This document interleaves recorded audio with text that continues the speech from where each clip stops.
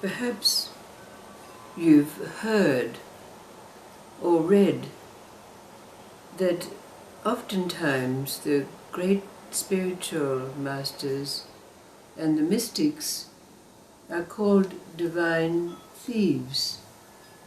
And we could ask ourselves, what attributes do these masters and mystics have that warrant them being called divine thieves? Without making this a storytelling marathon, there are several stories. The first is about that master thief who had grown old, but he had a son who wanted to follow in his footsteps.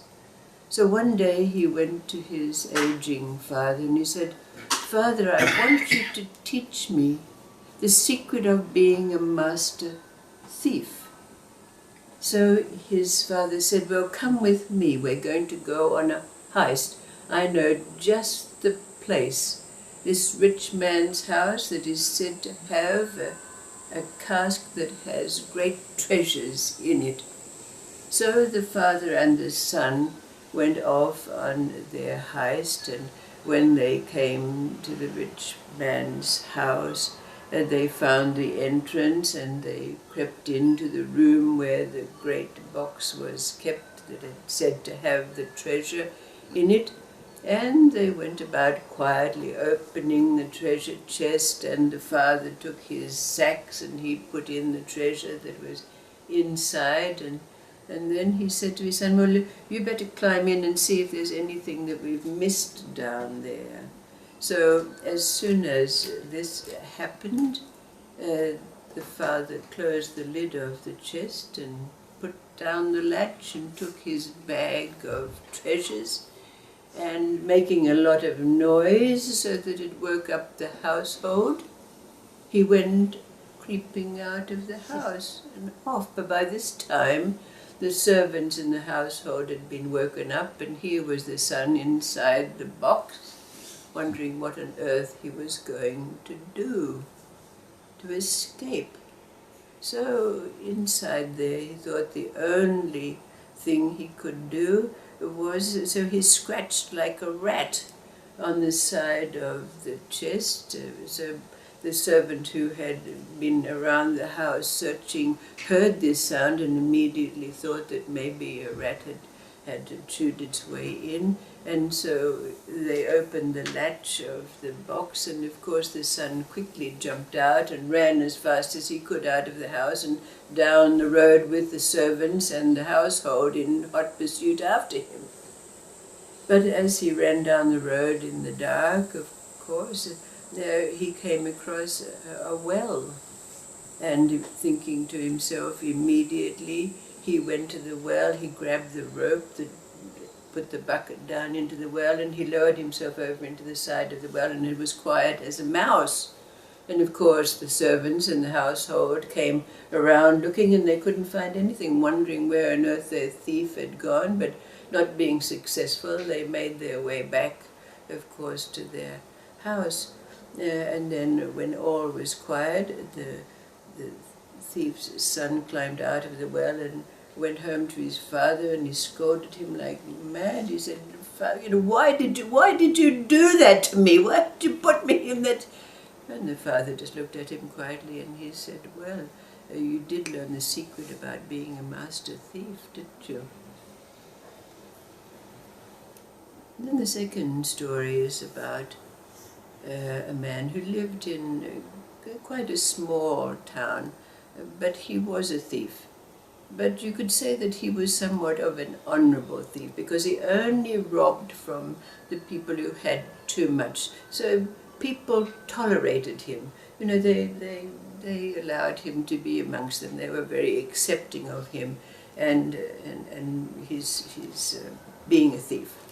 But you know, life went on, and finally he got old, and as is the nature of things, he passed away.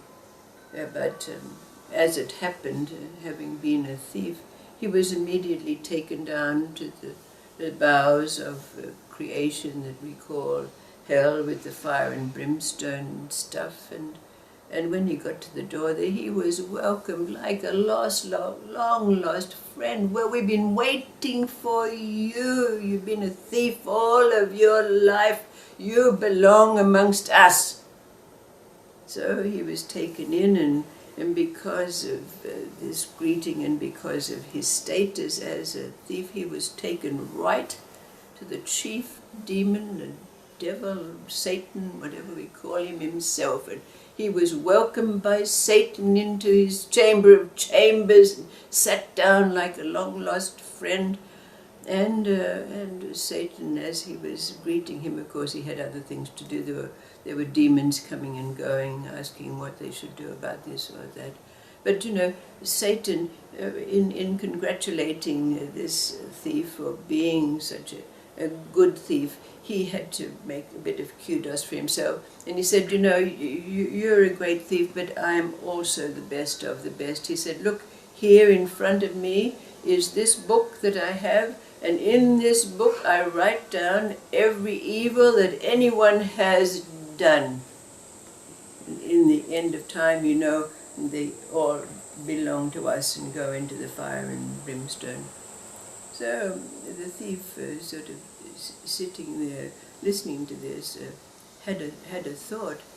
So as soon as Satan was distracted with someone coming in to ask him a question about what he should do about this soul or that soul, as soon as Satan's attention was diverted, our thief took the big book, and there at the window, which opened out into the fire and brimstone that was just outside, he tossed the book into the fire. And when Satan turned around and found that his chronicle of all his souls had been destroyed, he called all his demons to him with their pitchforks, and they were just about to pitchfork our thief into the fire down below, and all of a sudden there was a great effulgent light surrounding them, and a great booming voice of the combined sound of the angel said, "Don't touch that man. He belongs to us." And so our thief, taken away from the fiery furnace, and Satan was taken up into the celestial realms. Now, third story is about a man. He's almost as famous as Mullah Nasruddin, and sometimes he's called Alif the thief, and sometimes he's called Latif the thief.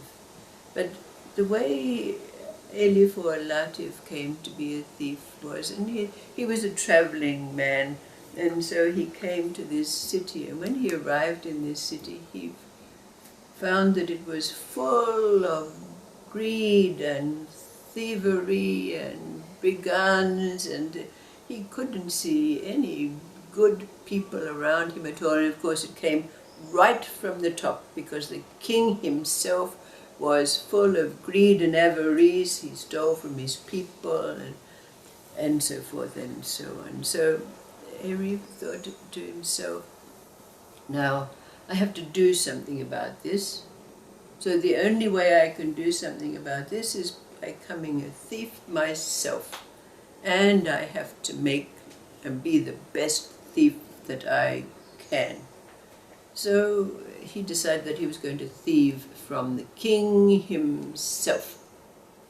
So about town, of course, people were always talking about how the king had this wealth, and nobody knew where it was hidden, because he was afraid someone was going to come and steal it from him. But they all had their speculations about where it was.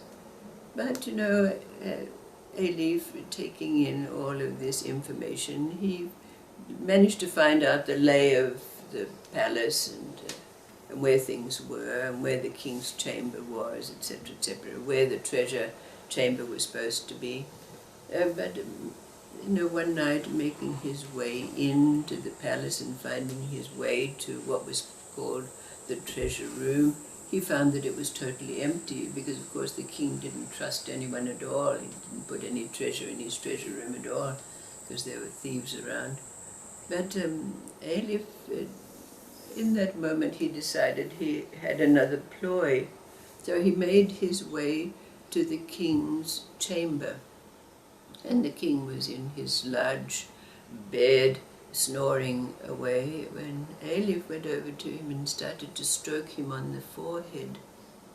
And as he was stroking, he allowed himself to have this soft voice. And he said, "Where is your treasure? Where is your treasure?" And of course the king, even though he was in a deep sleep and being the kind of man he was, who wants to know, and nobody's going to be told where my treasure is.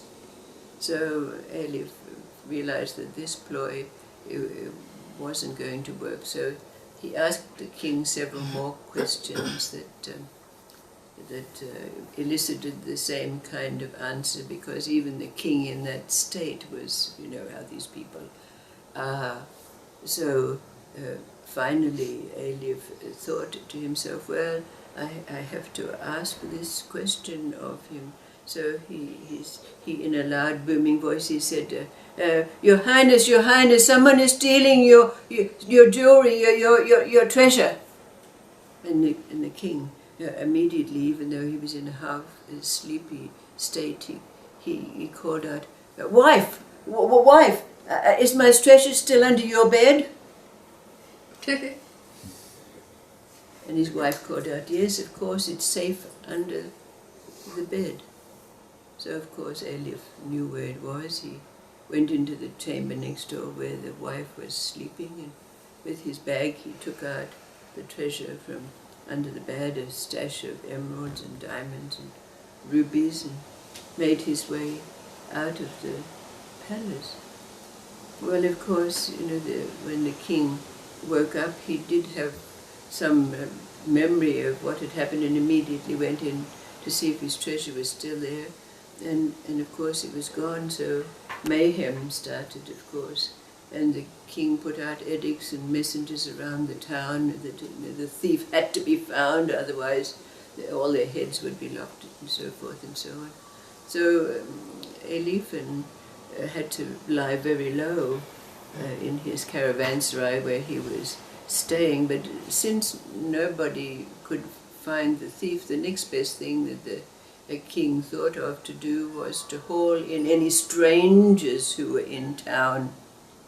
And so people went around to look for strangers, and of course Eilif himself, being a stranger in town, was rounded up and taken to the palace, along with a few others who were found to be strangers in that place.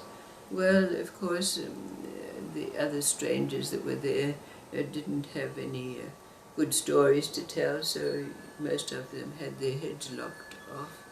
But when it came to Eilif, you know, he said, "You can't kill me. I'm a traveling physician." And they said, "How can you be a physician? Look, you're not even dressed like a physician." But anyway, he convinced them, and this came to the ear of the king, and so he was brought before the king, and the king said to him, "Well, if you're a physician, if you're a doctor, you have to prove that you're a doctor by curing someone immediately." So Eilif, with great aplomb, he said, "Well, you choose somebody who needs healing, and I'll do it immediately for you." But of course, Eilif, being Eilif, he immediately saw a blind man amongst the dignitaries that were around there, and he said, "What about him? I'll heal him." And the king said, "Oh yes, heal him. He's my son-in-law, and he's been blind for the last 20 years. And Eilif, "Certainly, I'll heal him straight away." But just before Eilif was going to go over and go about his healing work, the king's grand vizier came over and whispered in the king's ear, and he said, "You know that you chose a blind man because your daughter is so ugly." And so the king said, "Set that man free."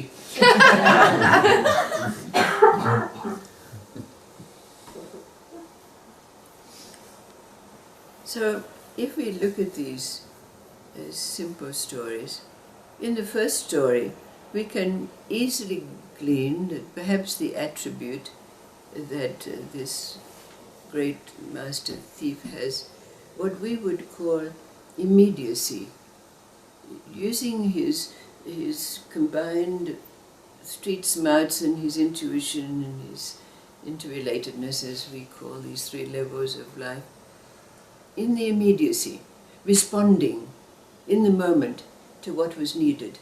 And we recognize these are attributes of a spiritual master or a mystic. Everything happens in the immediacy. The responses are according to the person who's standing in front of them. Isn't it? And in the second story, we could say that this thief in this situation demonstrates to us that in fact what the master or the mystic does is he gives no truck to what we've done before. There's no judgment about whatever we've done in our life before as being bad. Do you think we can glean that from this second story?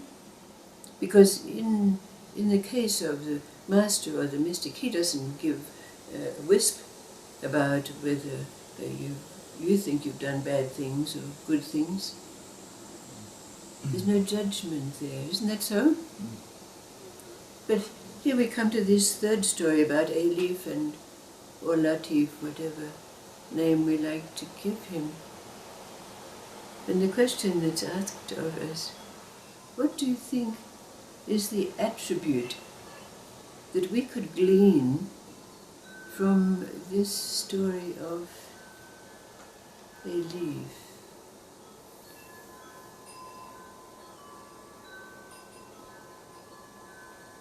What is it that arises in you as a possible attribute that's indicated by this story?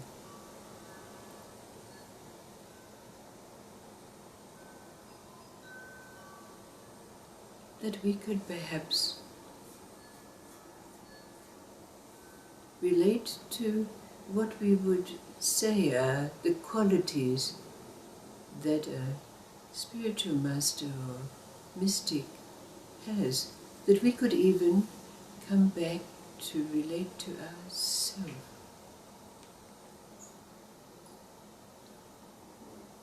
Keep thinking, the ability to see the big picture.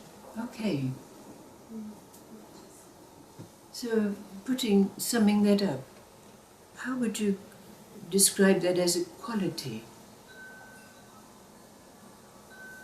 that we could ourselves have? Like observing? Observing? Yes? Perspicacity. Pardon? Perspicacity was a word. Yes? What is it about us now? Comes in the mind. Yes? Knowing. Yes. It's there, isn't it?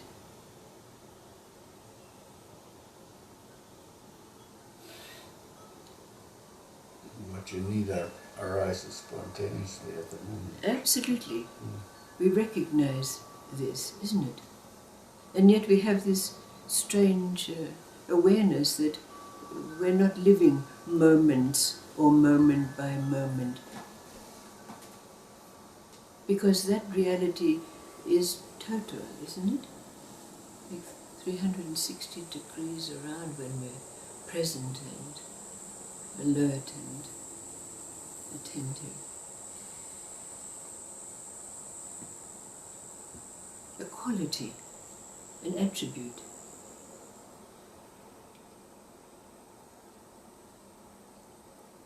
Like the street smarts and the intuition acquired after our lifetime of experiences.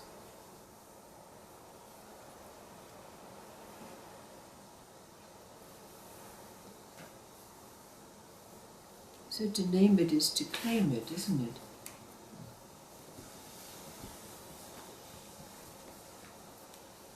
quality.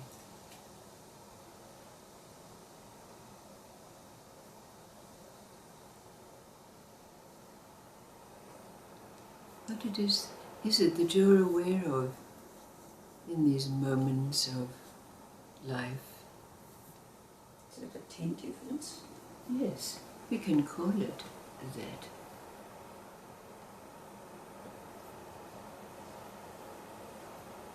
But as a quality, an attribute.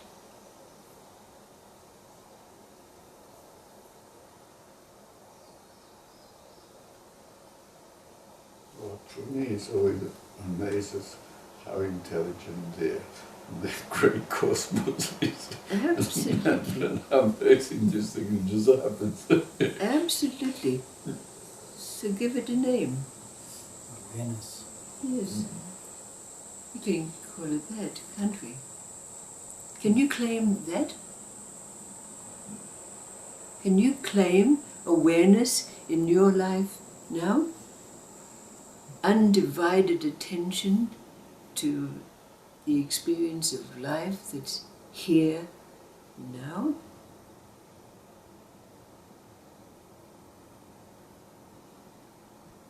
Or are you still running with your mind ahead, anticipating?